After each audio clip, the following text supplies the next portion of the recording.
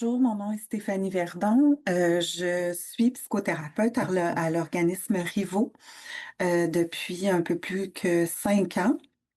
Donc, on commençait un petit peu par réfléchir au mot déracinement, à l'exil. En fait, qu'est-ce que le mot exil évoque pour vous? Pour que les personnes puissent vraiment se mettre un peu dans la peau d'une personne qui doit tout quitter du jour au lendemain, sans préparation. Puis qu'est-ce que ça amène aussi comme processus de deuil, comme perte, puis comme capacité d'adaptation aussi. Donc ici, j'avais deux vidéos. Donc un ici qui est sur un film de Paul Thom sur le refuge et un autre sur, disons, la réalité des personnes réfugiées. Donc, tout le processus, les juridictions aussi qui encadrent le processus de réfugiés au niveau mondial, puis c'est quoi les problématiques qu'on observe dans les sociétés contemporaines là, par rapport à la précarisation des statuts, puis au fait qu'on accueille là, de moins en moins de personnes réfugiées, ça complexifie de plus en plus l'accès à ce droit qui fait partie d'une convention internationale. Donc ça, c'est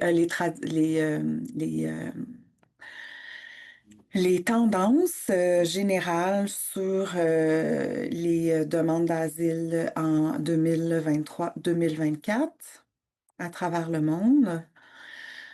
Puis ici, on a au Québec les principaux demandeurs d'asile en 2015-2022 étaient Haïti, le Mexique, le Nigeria, l'Inde et la Colombie. Donc, le processus de la demande d'asile, en fait, là, je montre aussi quelques graphiques qui montrent un petit peu, des fois, dans les dernières années, là, la modification du nombre de demandes d'asile. Donc, en 2017, la hausse massive en provenance des États-Unis.